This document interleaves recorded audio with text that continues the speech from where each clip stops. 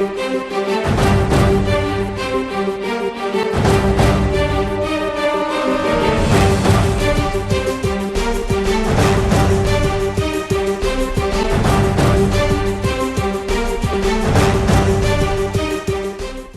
vous nous rejoignez, bonjour et bienvenue sur Ziana TV, la chaîne de la diaspora. Notre grand témoin aujourd'hui, c'est un homme qui est principalement consultant et expert auprès de nombreux organismes, dont l'Institut international de droit d'expression et d'inspiration française, l'IDF en sigle, juriste et diplômé politique. Il est politologue formé aux universités de Brazzaville, de Tunis, de Bordeaux, de La Haye.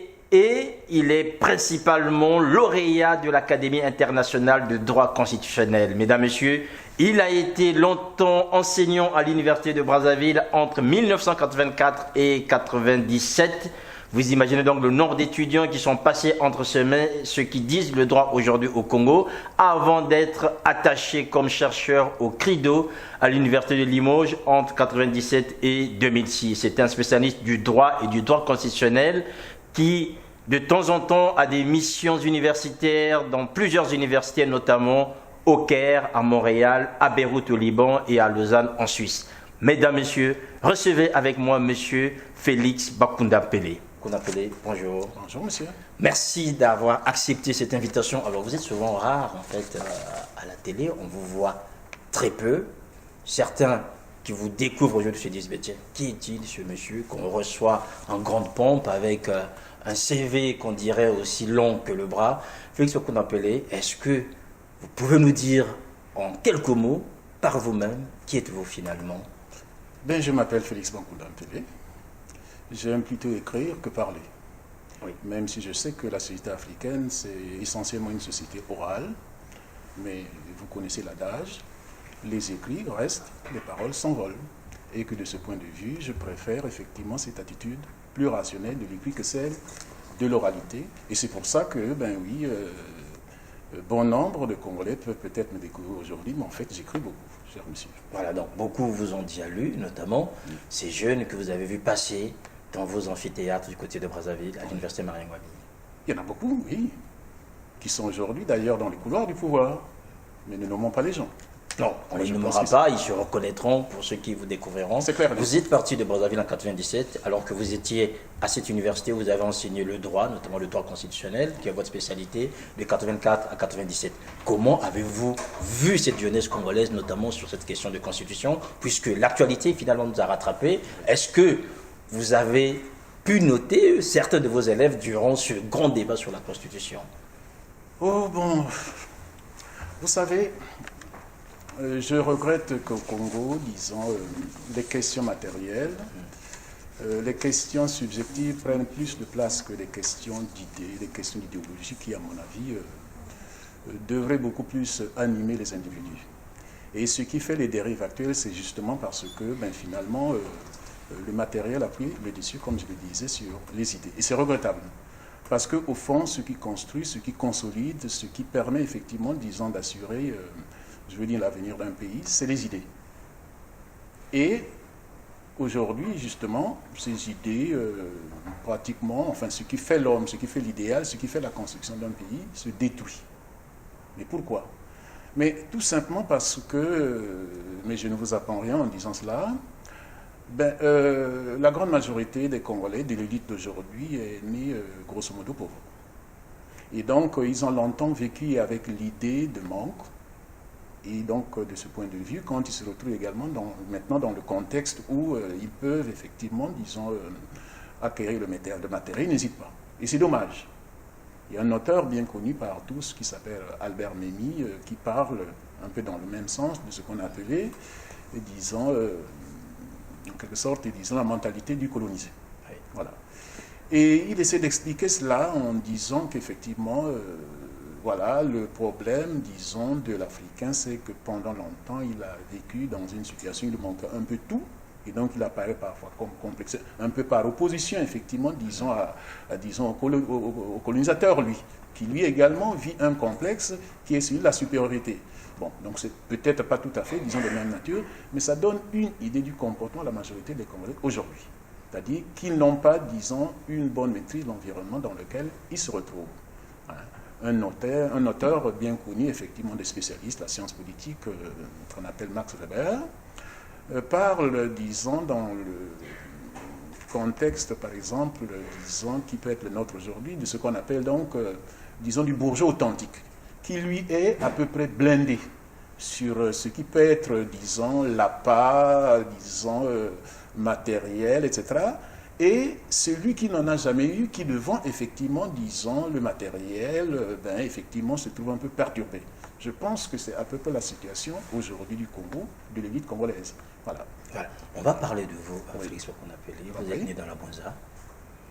On sait maintenant, on le découvre. En fait, moi, je le découvrais, c'est-à-dire en entendant Bakoum d'Appelé. Et puis, c'est un nom qui interpelle, c'est-à-dire que c'est un nom composé, je pense, qu'on n'entend pas souvent, avec une précision, en fait, quand on rentre un peu dans l'étymologie, c'est que vous êtes un homme, en fait, qu'on dirait teigneux, c'est-à-dire que qui tient à des principes et qui très souvent bouleverse, peut renverser la table à un moment ou à un autre. Ben, de mon point de vue, que veut dire l'être s'il n'y a pas de conviction? C'est le ballottage, ça va dans tous les sens. C'est un peu ce que l'on vit au Congo. Voilà. Moi, j'ai été initié comme ça depuis l'enfance avec des principes et je les assume. J'ai toujours fonctionné comme ça. Voilà. À mes risques et périls d'ailleurs. Oui. Voilà. Parce que pour la grande majorité des gens, des Congolais, mais pas que les Congolais, on va là où, disons, votre intérêt vous interpelle. Bon, l'intérêt multiforme. Ça peut prendre plusieurs dimensions, soit un intérêt moral, un intérêt matériel. Le problème en ce qui concerne les Congolais, c'est qu'ils sont beaucoup plus guidés par l'intérêt matériel. Et que finalement, les idées ont perdu toute leur place. Qu'est-ce qui vous guide, vous? Moi, ce qui me guide, c'est des valeurs. Voilà. C'est des valeurs. Je crois aux valeurs intellectuelles, je crois à l'éthique, je crois, disons, à l'honneur. Et je pense que si la grande majorité des Congolais étaient habités par ces valeurs, nous n'en serons pas là. C'est-à-dire à la situation vécue aujourd'hui. Vous savez, je vous dis une chose tout de suite. J'ai enseigné 13 ans à l'université de Brazzaville. J'ai continué à lire les écrits de la plupart de mes compatriotes, des gens de l'élite congolaise. Il y a des choses qu'ils écrivent et dans la pratique, ils font totalement le contraire. Mais ceux qui me lisent un peu, notamment dans les derniers écrits, retrouveront, disons, effectivement ces passages-là. Et c'est regrettable. Vous avez parlé de valeurs, en fait, vous parlez de conviction. Oui. Or, nous avons constaté que dans le débat actuel, notamment le problème d'honneur que vous dites, aujourd'hui, ce sont des valeurs qui manquent à cette société congolaise, notamment, c'est des choses qu'on a reprochées, en fait, aux hommes et aux femmes qui font la politique congolaise aujourd'hui. Déjà, vous, Félix Okouna-Appelé, quelle est votre analyse de la situation politique congolaise aujourd'hui? C'est une grande question, mais je vais essayer de le dire dans les grandes lignes. Et avant de le développer un peu, je ne suis pas un homme politique, pour m'en parler, mais vous me permettrez à cette occasion de présenter à ma façon des condoléances aux familles qui ont perdu effectivement des proches. Parce que on pensait que ces séquences se relevaient du passé, et voilà qu'on les revit. Parler des événements du 17 et 20 octobre dernier. Du 20 octobre dernier, effectivement, où on a, une fois de plus, perdu de nos compatriotes qui étaient relativement jeunes. Et je pensais que pas qu'au XXIe siècle, et à un moment comme celui-ci, on pouvait encore vivre ces situations. Vous voyez que j'en parle avec beaucoup d'émotion.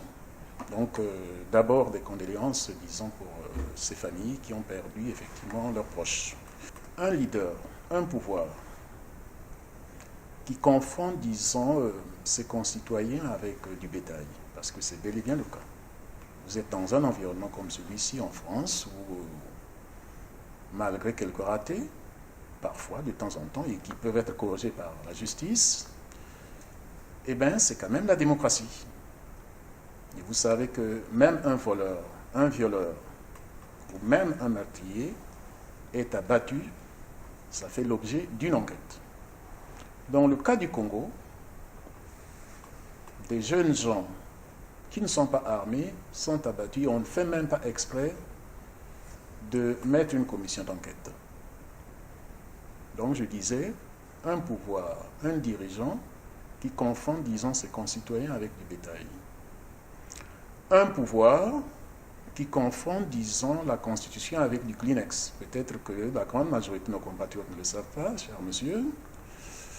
Nous sommes à la 9e Constitution, au 9e texte constitutionnel sous le général Sassou Nguesso. C'est sans précédent dans l'histoire constitutionnelle mondiale. 9 textes constitutionnels sous la houlette d'un seul individu. Ça veut dire tout simplement qu'en fait, la Constitution ne veut rien dire. Un pouvoir qui, curieusement, semble prendre du plaisir à humilier, disons, les individus. Pourquoi je le dis? Je ne vais pas retracer ici toute l'histoire du Congo, mais savez-vous que le pouvoir, comment est-ce qu'on le définit? C'est un mariage entre les gouvernants et les gouvernés. Nous savons tous qu'à l'occasion des élections, disons, de 1992, les toutes premières disputées dans l'histoire du pays, le président Sassou Nguesso était candidat et il avait été battu de la manière la plus sévère, puisque avec le président Kolimba, ils étaient les deux seuls à ne même pas émerger au premier tour. Donc battu en 92, il revient quand même en 97 dans les conditions que tout le monde connaît. Mais en parlant au nom du peuple comme président de la République. Ça pose un problème. C'est un cas connu de tout le monde. C'est humiliant. Vous imaginez un instant, c'est comme une femme qui a dit non à un homme et puis l'homme dit, ben oui, vous ne voulez pas de moi, mais je suis quand même là. Donc ce goût qu'a le pouvoir en place d'humilier les constituants, c'est quelque chose qui me choque. Pour revenir à l'actualité que vous avez évoquée au début de votre propos, parlant de ces jeunes qui sont morts, vous déplorez qu'il n'y ait pas de commission d'enquête. La question que je vous poserai, mais où sont les juristes? Le Congo est un pays de droit, nous dit-on. Ben, on a commencé à parler des idées. Quand je dis que justement le problème que nous vivons au Congo, c'est le déficit des idées. C'est le déficit des convictions, c'est le déficit des valeurs. C'est ça que nous vivons. C'est les conséquences effectivement de ce que je viens de vous citer qui fait que ben, finalement aujourd'hui on a l'impression que il n'y a pas de juriste, il n'y a pas de juge, mais tout simplement il n'y a pas de gens de bon sens. Finalement, qui avez-vous formé? Parce que je veux revenir sur vous. Qui avez-vous formé finalement si aujourd'hui les hommes et les femmes qui sont passés par vos mains sont incapables de dire le droit quand il faut le faire? Finalement, que leur avez-vous enseigné, Félix Wakouna-Pelé? Je vous raconte une anecdote, cher monsieur. Vous savez, quand il y a eu le fameux avis disant la Cour constitutionnelle congolaise, oui, le 17 septembre, comme je le fais souvent, je prends cet avis et puis je l'envoie auprès de certains amis et collègues de France ici notamment. Que me dit un des collègues? Il me dit, mais Félix, ça vous apprendra de mettre, disons, la juridiction constitutionnelle, non pas des juristes, mais des politiques. Et je lui dis, mais détrompez-vous, cher ami, il y a des juristes. Il a pris cela pour un gag. Il ne me croyait pas. Il dit non.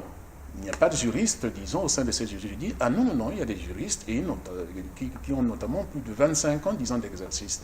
Je dis, mais prenez le temps, nous sommes aujourd'hui dans un monde où effectivement tout se vérifie, notamment par, disons, les réseaux sociaux vérifiés. Et le lendemain, disons, il m'a rappelé pour dire, c'est incroyable. Oui. Comment est-ce que vous en êtes arrivé là? Et il m'a dit, en fait, c'est ça que vous appelez, disons, le constitutionnalisme africain. Je lui ai dit, mais ça n'a rien à voir avec le constitutionnalisme africain. Moi, j'appellerais cela plutôt, disons, une africanerie constitutionnelle. Voilà. Que c'est le manque du sérieux des gens. Et pourtant, c'est des gens formés et qui ont une longue expérience. Oui. Voilà. Comment est-ce que ces gens qui ont une longue expérience n'ont pas pu lire et, disons, effectivement, dire le droit, ce que, disons, un individu qui n'a jamais fait de droit, ou même un étudiant, disons, de première année peut comprendre. C'est scandaleux. Voilà. Félix Wakouna-Pelé, je vous ai rencontré à Lyon il y a quelques temps. Il s'agissait aussi de parler de droit. Oui. Aujourd'hui, en fait, on ne va pas faire le médecin après la mort, ni encore refaire le match, comme on dit. Le débat constitutionnel a passionné les Congolais. On a tout entendu, tous les arguments. La première surprise pour les néophytes, c'est qu'on voit des professionnels qui sont incapables d'interpréter le même texte, les mêmes articles. Il n'y en avait pas 15 000 à interpréter, notamment 2 ou 3. Et on se retrouvait avec une situation tellement difficile, vous avez déploré tout à l'heure des morts, mais qui sont partis d'un débat quasiment incompris des néophytes. Aujourd'hui, j'ai en face de moi le possible d'avoir vous, en tant que constitutionnaliste spécialiste. Comment avez-vous en fait apprécié ce débat, sans rentrer en fait dans les grands détails, juste me dire aujourd'hui votre avis, puisque c'est fait, dans acte, mais comment avez-vous apprécié ce débat? Je dois vous dire tout de suite qu'il n'y avait même pas besoin d'interprétation. Je vous dis tout de suite, avant-hier, je suis venu ici à Paris pour un colloque sur le 800e, disons, de la Grande Charte de 1215. Et là, j'ai rencontré beaucoup, disons, d'enseignants de droit, de professeurs de droit, et qui m'ont dit, certains, qu'ils avaient été invités au Congo pour aller apporter leur expertise. Bon, ça m'a un peu fait rire, j'ai posé la question, je ne le nommerai pas, c'est un ancien président de l'Association française de droit constitutionnel. Je lui dis, mais on vous appelait pourquoi? Je lui dis, ben, on ne m'a pas dit pourquoi m'appeler, on me disait tout simplement qu'il fallait qu'il se rende au Congo pour, disons, aider à l'expertise. Je lui dis, mais enfin, mais il n'y avait rien à interpréter dans la Constitution congolaise puisque tout était clair et sans équivoque. L'interprétation n'a de sens que là où effectivement il y a une confusion. En l'occurrence, la question ne pouvait pas faire l'objet d'une interprétation puisqu'elle était claire et sans équivoque. Donc tout ce que l'on a dit autour, disons, de ces dispositions de l'article 56, 57 ou de l'article 86, 185, c'était tout simplement, mais très honnêtement, pour embrouiller les Congolais, pour justifier ce qui a été fait. Voilà, mais qui n'a aucun sens. Hein. Donc pour justifier ce qu'on appelle aujourd'hui cette fameuse forfaiture, en fait. C'est bel et bien le cas, très honnêtement. C'est une honte pour les juristes. Alors comment se fait-il, et c'est la question qui m'interroge, je vais revenir, comment se fait-il que des hommes et des femmes qui disent le droit n'aient pas été capables de dire exactement le droit, hein, permettez la tautologie en fait? Mais tout simplement... Est-ce que ce sont ces fameux intérêts en fait, dont vous avez évoqué dès le départ, en fait, ce manque de conviction ou encore ce manque des valeurs? Il y a une célébrité, disons, de la justice constitutionnelle en France qu'on appelle Robert Badinter, qui a été longtemps ministre de la Justice sous Mitterrand. Et qui, quand effectivement, disons, il va être nommé, disons, président du Conseil constitutionnel français, a sorti cette phrase aujourd'hui célèbre auprès des juristes, selon laquelle, Monsieur Mitterrand, désormais, je suis tenu au devoir d'ingratitude. Autrement dit, pour tous ceux qui connaissent Robert Badinter et les liens qu'il liait, disons, à François Mitterrand, c'était des amis, c'était des socialistes, c'était des compagnons, mais Robert Badinter a parlé du devoir d'ingratitude. Ce n'est pas ce qui anime les Congolais, notamment les juristes, disons, de la Cour constitutionnelle congolaise. Eux, ils ont fait totalement l'inverse, même si certains ont écrit effectivement qu'ils étaient tenus au devoir, disons, d'ingratitude. En réalité, les Congolais de la juridiction constitutionnelle congolaise ont tout simplement, mais alors disons de manière forcenée, appliqué plutôt le devoir de gratitude à l'endroit, disons, de celui qui les avait nommés.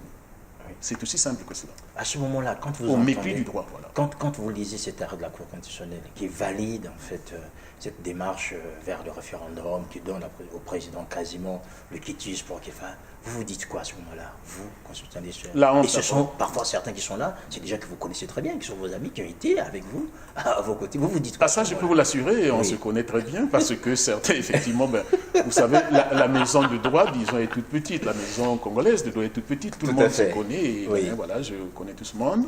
Bon, c'est d'abord la honte, je vous le dis très honnêtement. C'est la honte. Parce que cette idée, cet avis de la Cour constitutionnelle congolaise ne peut être défendu nulle part. Ne peut être apprécié par aucun juriste de par le monde. Et même pour la postérité, disons, de mes amis, de mes collègues de Brazzaville, je vous le dis très honnêtement, c'est honteux. C'est dégueulasse. C'est ce sentiment que j'ai eu. Je vous le dis tout de suite, ça a été une absurdité, c'est une mesure absurde, une mesure stupide, une mesure abjecte. Je dirais plus loin que c'est parmi les mesures les plus imbéciles de l'histoire constitutionnelle, disons, mondiale. Est-ce que vous pensez qu'aujourd'hui ça a eu comme conséquence de discréditer en fait mais les constitutionnalistes? Bien évidemment, je vais vous l'expliquer peut-être que la grande majorité de compatriotes ne le savent pas. La Cour constitutionnelle congolaise, c'est une création de la Constitution du 20 janvier 2002. C'est une création spécifique de la Constitution du 20 janvier 2002. Et quel est le rôle d'une juridiction constitutionnelle? Pourquoi, disons un conseil constitutionnel ou une cour constitutionnelle en l'occurrence? C'est pour assurer le respect de la Constitution. Et non seulement en l'occurrence, la Cour constitutionnelle n'a pas assumé son rôle primordial, qui est celui d'assurer le respect de la Constitution, mais plus grave, la Cour constitutionnelle congolaise a avalé son acte de naissance, puisque son acte de naissance, c'est la Constitution de 2002. C'est pour ça que je parle en termes d'absurdité. Voilà. C'est ça.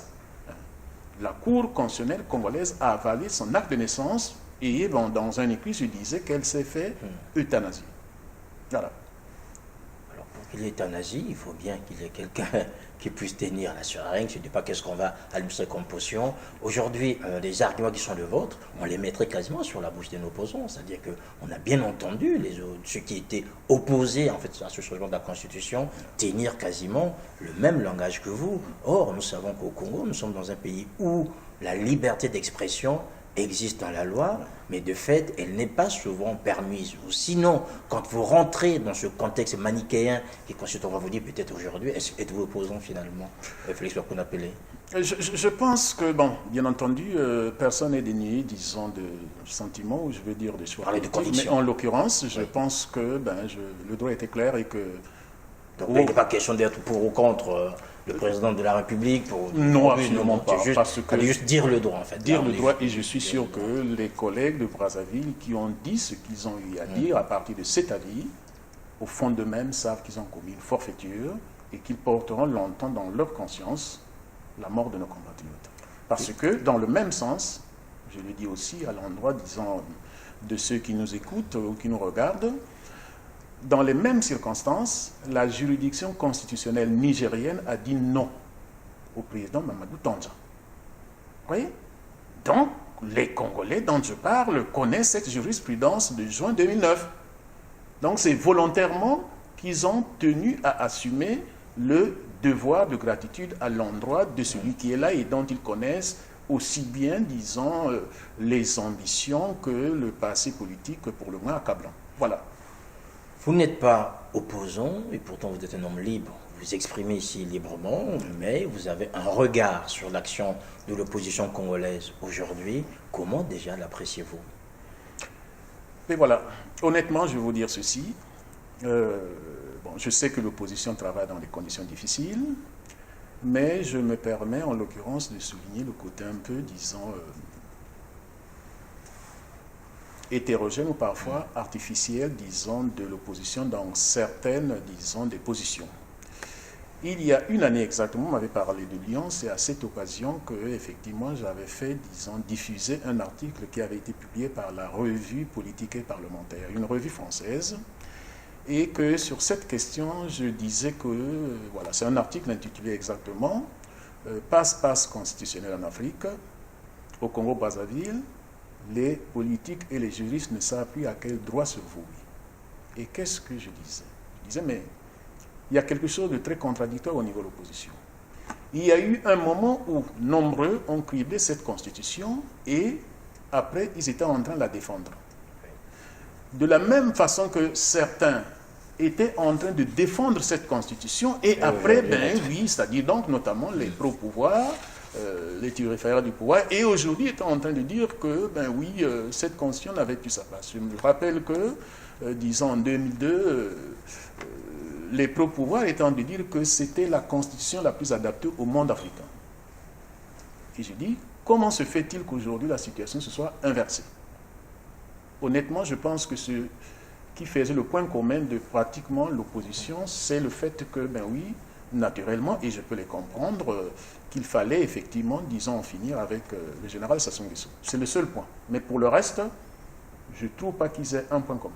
Donc, de ce point de vue, je pense que nous avons commencé, disons, ce petit échange, effectivement, par les idées. Je pense que, une fois encore, là, c'est le déficit des valeurs, le déficit des idées qui fait que, effectivement, au niveau de l'opposition, on se retrouvait dans une situation, bon, pour le moins, renversante. Parce que, au fond, prenons l'hypothèse, prenons l'hypothèse où Sassou Nguesso avait dit qu'il n'était pas candidat. je suis sûr qu'au lendemain de ce moment, l'opposition se serait retrouvée totalement dans une forme, disons, de renversement, parce que, au fond, Je ne pas préparé pour vous. mais il ne se serait plus retrouvé parce que le seul point qui les liait, c'était uniquement, je vais dire, disons, la prise du pouvoir. Oui. Ce que je peux comprendre. Mais de là à effectivement se contredire eux-mêmes dans la lecture qu'ils avaient effectivement la Constitution de 2002, je trouve qu'il y avait là quelque chose d'insupportable et de décevant. Qu'est-ce que je veux dire par là? Dans ma lecture à moi, aussi bien la Constitution du 20 janvier 2002 que la pseudo-constitution, disons, du 25 octobre dernier, répondent exactement à la même lecture. C'est-à-dire que c'est d'abord dans un contexte autocratique que c'est adopté, c'est des constitutions qui sont précédées par la violence, par la force, par le sang, et que de ce point de vue, la lecture doit être la même. C'est-à-dire que c'est des pseudo-constitutions qui ne répondent pas aux conditions, je veux dire, régulières d'adoption d'une constitution. Je vous rappelle que, mais ça a déjà été suffisamment dit, que la dernière constitution est adoptée, disons, à huis clos. Qu'elle est adoptée dans un contexte d'état d'exception, c'est-à-dire que où, effectivement, disons, il y a des blindés partout, sous escorte, disons, effectivement, militaire. En droit, quand un texte est adopté dans ce genre de contexte, ça n'existe pas. C'est-à-dire c'est un texte qui, du point de vue du droit, est inexistant parce que le contexte est vicié, la procédure est viciée. Voilà. Donc, en fait, nous sommes là dans un contexte où c'est beaucoup plus, disons, le politique qui a pris le dessus sur le droit, et que si on devait se borner à une lecture, même si la Constitution, c'est autant, disons, un acte politique que juridique, mais en l'occurrence, le droit a été totalement évacué, que si on devait faire une lecture juridique, eh bien, tout juriste digne de ce nom et qui fait une lecture objective vous dirait tout simplement que cette Constitution, tout comme la précédente, n'existe